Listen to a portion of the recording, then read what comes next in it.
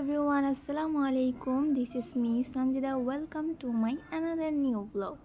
আজকে আমরা শামি কাবাব তৈরি করব। তার জন্য আমরা প্রথমে মাংসটাকে কুচি কুচি করে কেটে ডালের সাথে বুটের ডালের সাথে সিদ্ধ দিয়েছি। এর মধ্যে কাঁচামরিচ দিয়েছি, গরম মশলা দিয়েছি, লবণ দিয়েছি। সিদ্ধ যখন হয়ে আসবে তখন আমরা এটাকে বেটে নেব। তারপর এর মধ্যে ডিম দিয়েছি দুটো, এরপর পেঁয়াজ কুচি দিয়েছি,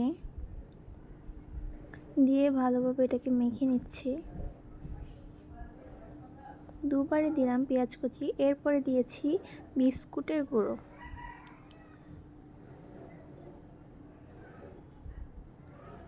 আবারও ভালোভাবে মেখে নিচ্ছি।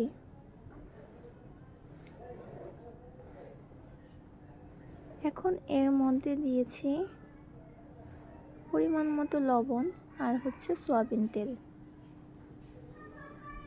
এখন এটাকে গোল গোল করে নিজের শেপ মতো করে নিচ্ছি। আপনারা চাইলে অন্যভাবে করতে পারেন।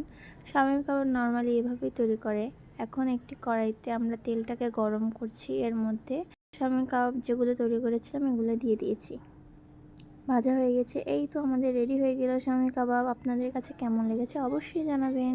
খেতে কিন্তু অনেক মজার।